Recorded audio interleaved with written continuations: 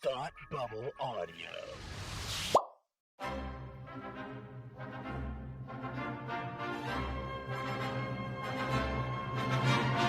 Look, up in the sky! You will never find the more wretched hive of scum and villainy. Welcome to Beer with Geeks with Tim and Frank. Who are you?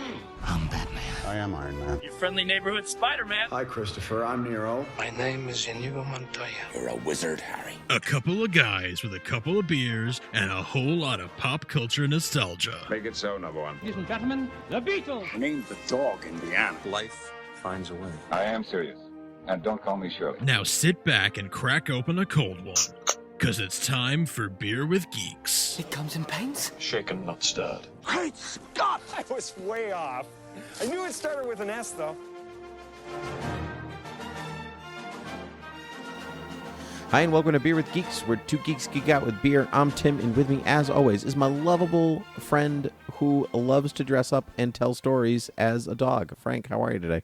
I'm dressed up as a dog, apparently. Yeah, well, I mean, you're a human, so I had to go in reverse instead of a dog dressing as a human. That's true. So That's true. Yes. So today we'll be talking about the Hound of the Baskervilles, and I will be playing the Hound. Right, exactly. Yes. You know that the hound was an actual hound, though. It wasn't. Yes, that but I'm wasn't a person like playing a the Hound. Oh, yes, you're absolutely right. Hound of the Baskervilles. That's a good one. We'll come back to that. So, Frank, we're here on a very special Halloween-themed episode. Spooky. As we do it. Spooky, scary. Boys becoming dogs. Dogs becoming men. Oh, my God. That's great. Oh, man. If anyone hasn't seen the 30 Rock bit we're referencing, Werewolf Bar Mitzvah, spooky, scary. Boys becoming men, men becoming wolves. It is delightful, and I will try to find a link and put it in the show notes because it's just too funny. It's just a very, very funny bit. I think Werewolf Bar Mitzvah plays in my head, I would say, once a month, maybe around the full moon. Nice. Who knows? But, but yeah, it's constant. It's like lingering up there all the time. But anyway, Frank, we're here with Halloween themed beers before we talk about our Halloween themed topic. Yes. So what is your beer today? So my beer, it's actually a cider, and it is a seasonal cider that you can get here at Far From the Tree cider house, only in the fall, I think only in October. And I want to show you how beautiful this can is, first of all. This beautiful designed. That's so cool. Yeah, so it's called Ectoplasm, and cool. It is ghostly spectoro yes, ectoplasm. Exactly. So they brew this up every year. You can get it at their tasting room. It's very hard to get. Like it's very limited quantities because it sells out so fast. But I managed to get a couple of 4-packs of it this year. It is carbonated apple cider with green peppers, jalapenos, and kiwi. So it's a little spicy. It's sweet and spicy. And I'm just now noticing that it is 6.66 ABV. 666 ABV. And I haven't opened it yet. I wonder if that's true, like I how know, right? true that is like, to the actual... Is it really 7 or like how So right. I'm gonna try and do a little stunt here because I want you to see as I pour it. So I want you to, if you could, describe to folks its appearance as I pour it. Sure. His shirt is plaid and it's green. Oh, it looks like a potion. It's like neon Wow, green. that is really green. That is like neon kiwi green. That's Yes. probably where some of the kiwi comes from. I assume. That is like liquid kryptonite. Yeah, is what that looks like. It does. I mean, it's called Ectoplasm, Whoa. so it's got the Ghostbusters thing going on there, and yeah, it looked. Yeah, whoa. I tell you, the jalapenos are potent. Slimy. Yeah, Slimo. Yeah. It looks like that is cool. Yeah, is it good though? It's really good. It's really good. If you like jalapenos, okay. It's spicy. You got the green pepper, you got the jalapeno, you got the kiwi and the apple. So it's sweet and spicy. Definitely, you feel the bite on your tongue, but I like that. So yeah, it's very good. I only have it once a year when they have it out. So I tried to enjoy it this year, and so I saved my last one for Halloween so we could have this conversation. Wow. That's nice. That's nice. I'm so very rarely jealous of the drink that you have. Like, I'll think like, oh, that sounds really good, or that's a cool can. I do want to try that. I'm legitimately jealous of what you're drinking right now. Like, I wish that was my drink. Well, next time it's like a top 5 drinks you've ever had. That is so cool. Yeah, I mean, I've never, Do it's you just like so spicy different. stuff? Do you like jalapenos? I do. Yeah. Yes, I do. Yeah, and so I'm all for that. That's very cool. Very cool. Puts mine to shame. Uh-oh. Not really. Mine's delicious. I am drinking a Lunar Harvest Pumpkin Ale from Ghostfish Brewing Company. Ooh. They're out in Seattle, actually. Oh. So this is from the far west. For us, this is the last rays of summer twilight give way to crisp fall night, and a ghostly white glow peers through the clouds. Is it the moon? No, it's the great white gourd, heralding the arrival of our pumpkin beer. This Belgian-style ale is gold in color, malt-forward and brimming with fall spices, paradoxically both warming and refreshing, both enjoyed with the first frost. So it's a little bit. The can is also cool if you want to talk cool. Ooh, that's beautiful. It is literally like the great pumpkin rising out of the pumpkin patch. Yeah, it's great. I waited up all night. So Lunar Harvest Pumpkin Ale. I've never had it before. This was like a whim, like I need a pumpkin beer, and this was legitimately the first one I saw, and I was like, oh cool, I'll try that, and it's really good. Nice. Because everyone does a pumpkin. So sure, yeah, and I was not familiar with Ghostfish. I don't know. I guess there's a lot of West Coast breweries that are not really on my radar. And that one sounds delightful. And it's not on the radar because it's a ghost. Ooh. Yeah, it's a ghost. It's got a real cinnamon kick to it. Oh. So it actually kind of tastes like, without having the cinnamon rim, it feels like I'm drinking it with a rim. That's which is great, because sometimes pumpkin can really settle in your stomach and just linger like a heavy gourd, So by definition, yeah. So by definition, it is a gourd. So that's gorgeous. Oh, that's delicious. I'm quite happy with my purchase. That's really good. Well, hey, cheers! Really to that. big shoes. Really big. Shoes. There's a scarecrow on it too. Great. Okay, well, Frank, here. So, anyway, we're here to talk about Frank's pet peeve: animals dressed as humans.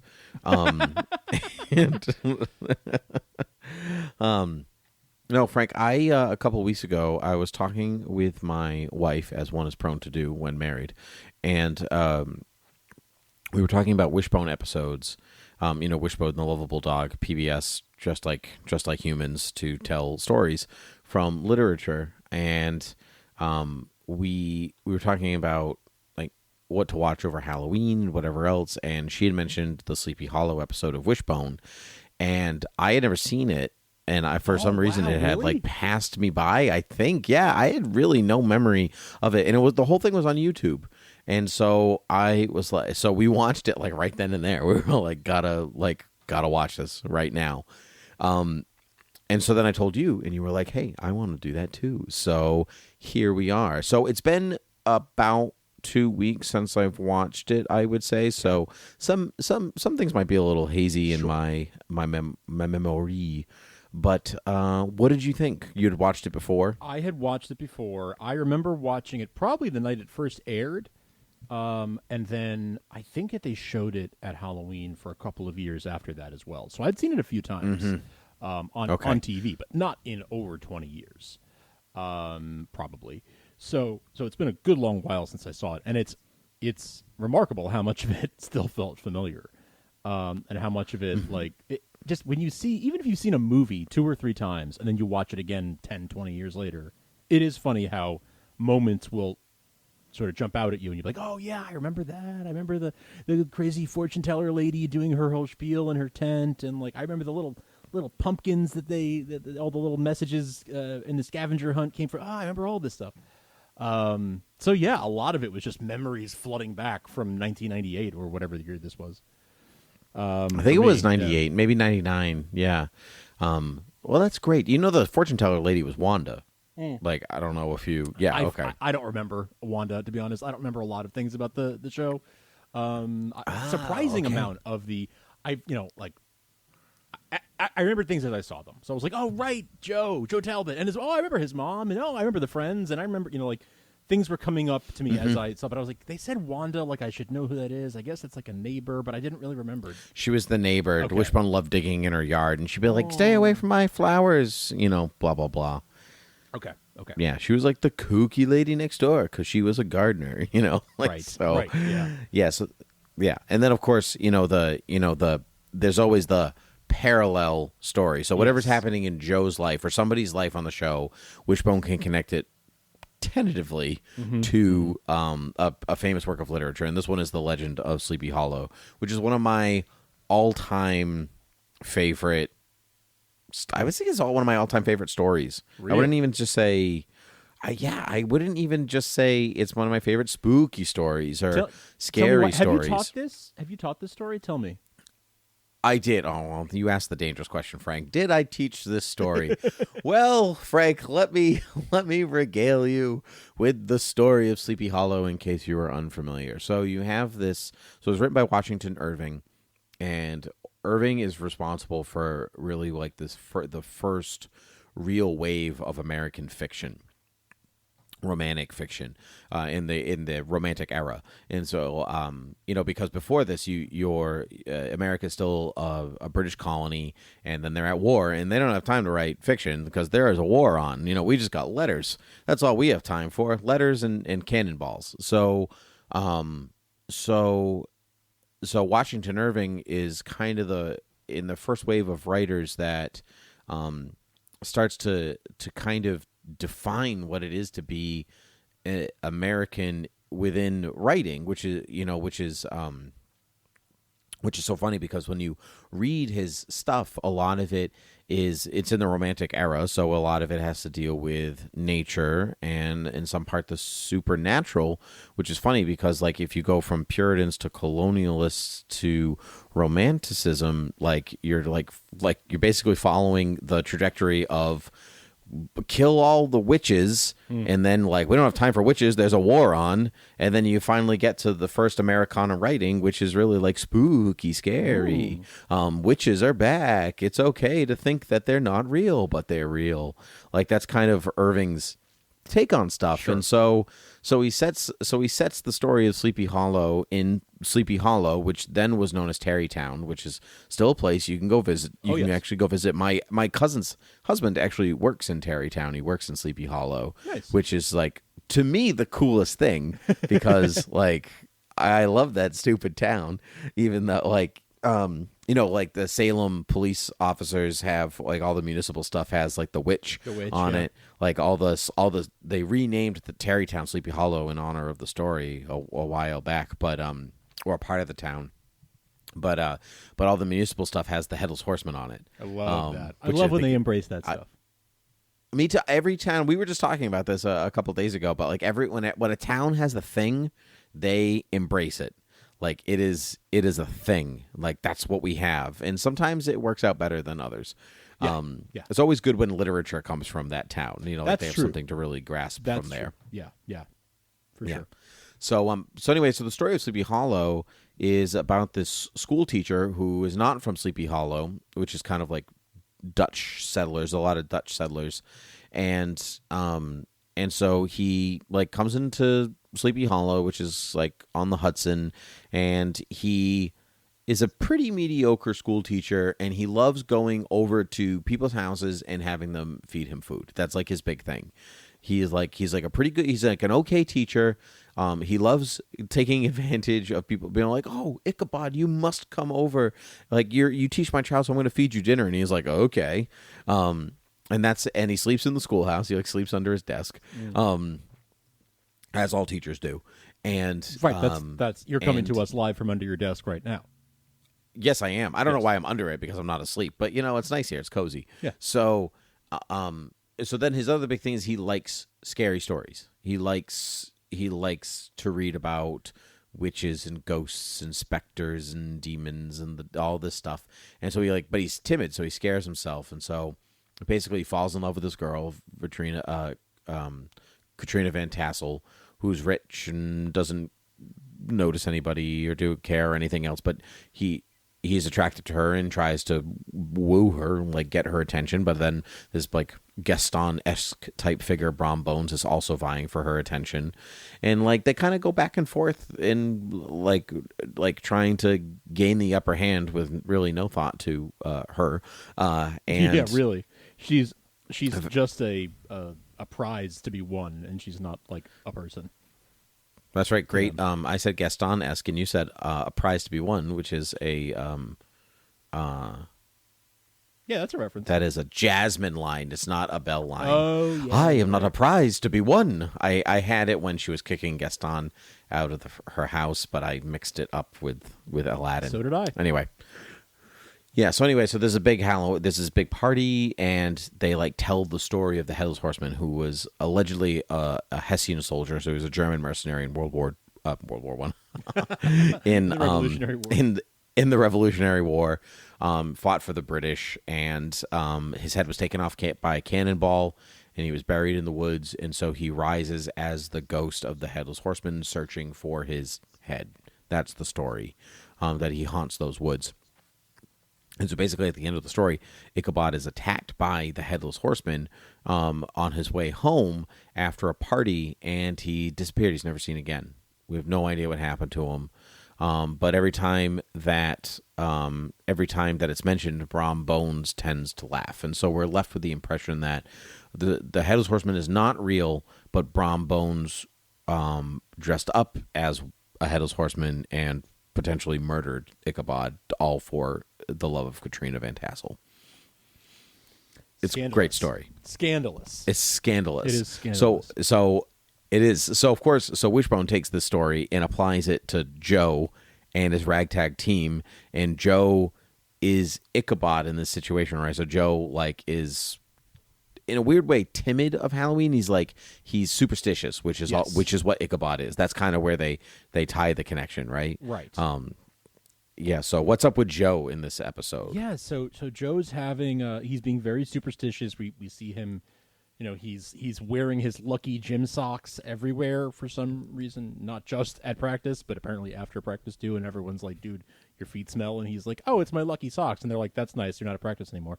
There's that, Yep. and then there's a black cat crosses his path and it ruins his whole day. Apparently, all these superstition things, and so he says that he's always had bad luck on Halloween, so maybe I just should stay in tonight.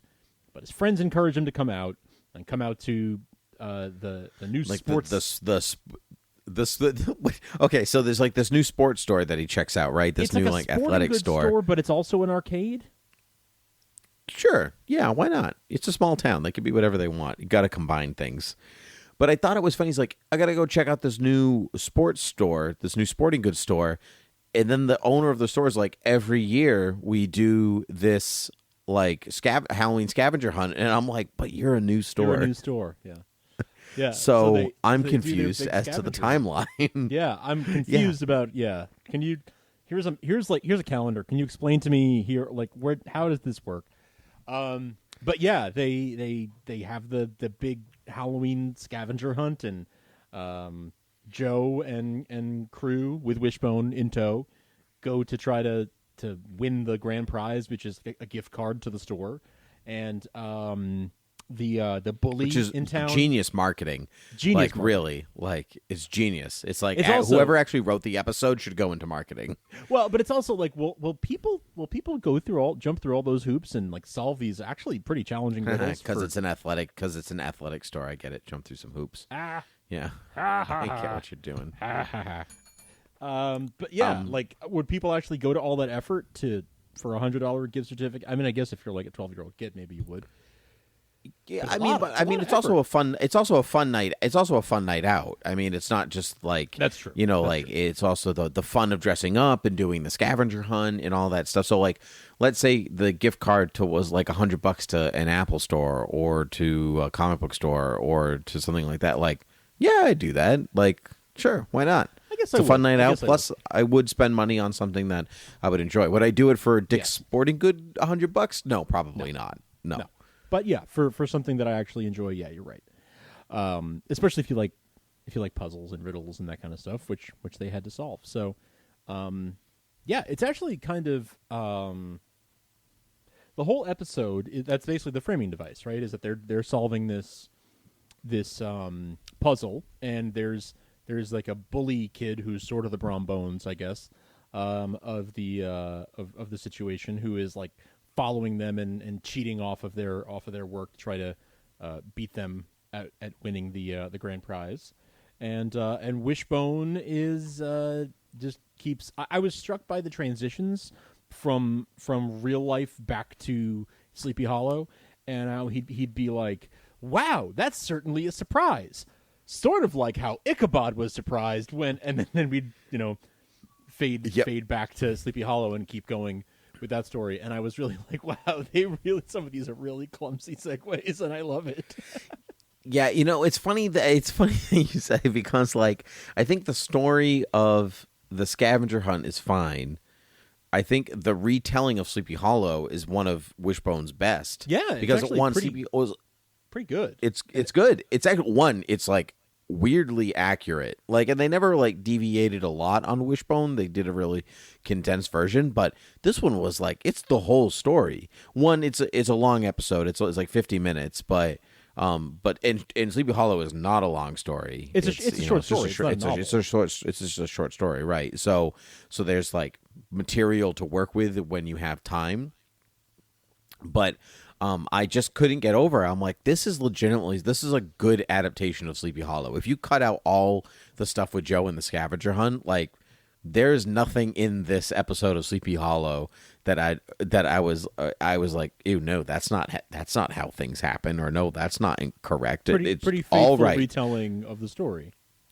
Yeah, except that it's a dog instead of a human, Right. But that's the kind of stuff that I love, because people are like, oh, Ichabod, I just love you so much. It's just this cute little dog. Like, I just like, it's just the novelty of like the actors who are in the literature portion of the show don't get the credit that they deserve to act opposite a dog. That's true. That cannot be easy.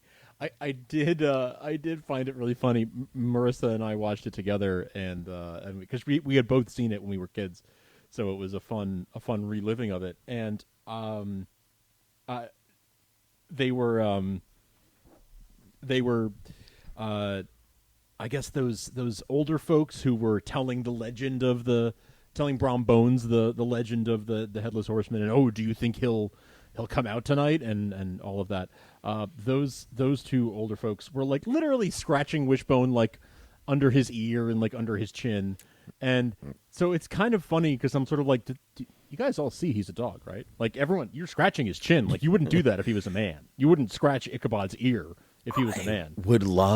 Know what I would actually love? Like, people to redo the Wishbone episodes, but Wishbone as a person, and like have them react the way that they react to the dog, but just superimpose a human instead. Yeah. And like, so they're just scratching under like a human's chin. That's what it's going to be when I play a dog in my retelling of this. I'm going to look like a man, and they're going to treat me like a dog because I'm playing a dog.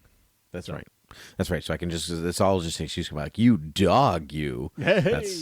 Someone's going to throw that line in there, to get people to really make sure they walk out of the theater halfway through. Yes, just to make sure no one sticks around. No one's going to stick around. This is not super related to Sleepy Hollow episode, but are you excited that they're making a Wishbone movie? As a Wishbone fan, I forgot about this. Yeah, I am. Very curious about how they're going to handle it, but definitely happy about it, because I think Wishbone's great. I think it's fantastic. I forgot that at the end of every episode, it was always like go to your local library. Like, it was basically, this one was a long episode. It was like an hour, but, typically it was a half-hour commercial to go to the library. And I just love that. Yeah. And Arthur was, too, in a lot of ways. One of their favorite hangout spots was the library. And having fun isn't hard when you've got a library card, as we learned from Arthur. But, I love that it was essentially just, hey, kids, go to the library. Libraries are great. Like, go read this book, go read other books like it, and enjoy yourself.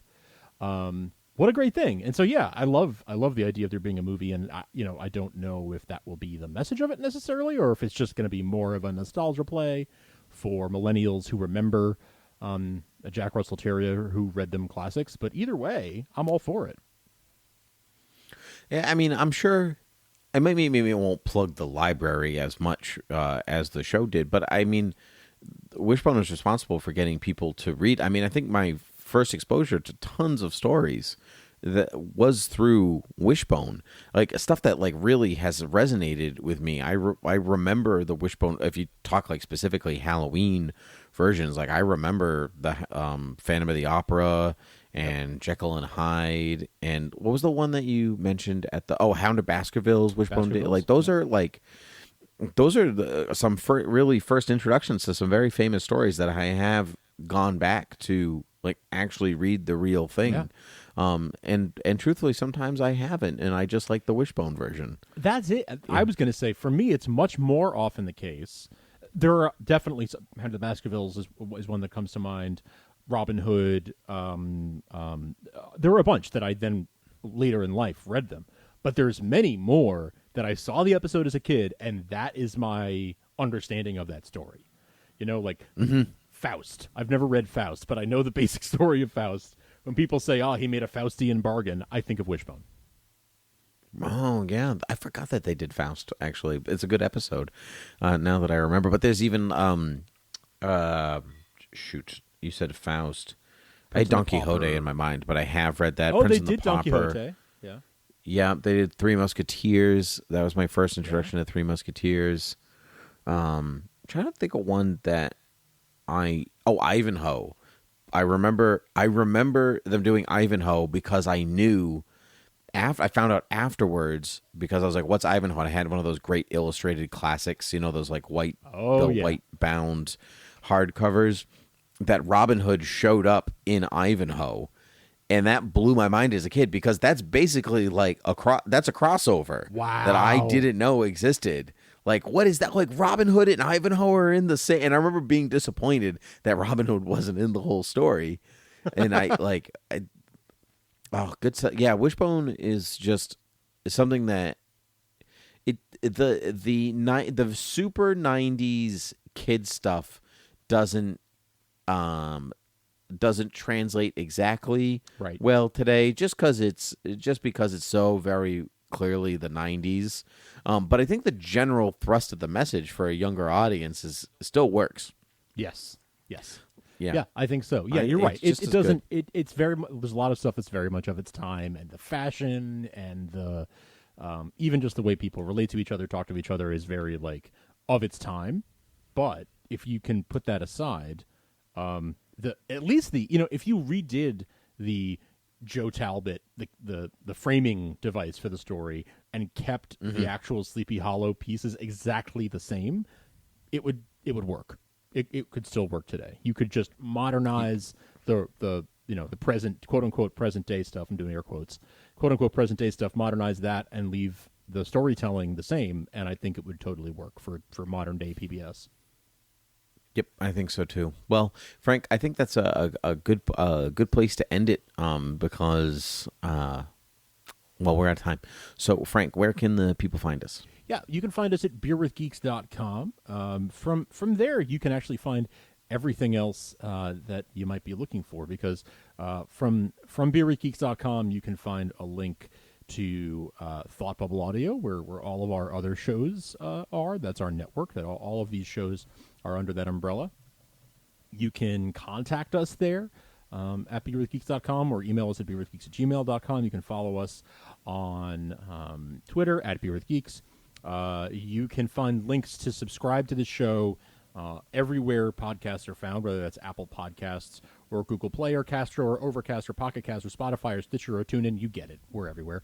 And you can also find a link to donate at patreon.com/thoughtbubbleaudio and help us keep these shows going, keep the lights on, and pay for all the various costs that go with putting on a bunch of podcasts. So beerwithgeeks.com is the place for all of that. You'll find links to all those things there at the site. So please take a look at that. And, while you're there, you'll see the show notes where we make a point of throwing in links to all the significant things we talk about during these episodes. We name the beers that we drink, and we have links out to the various Wikipedia articles and YouTube videos and everything that you might want to check out after listening to us. So beerwithgeeks.com is sort of the hub for all the information you might need.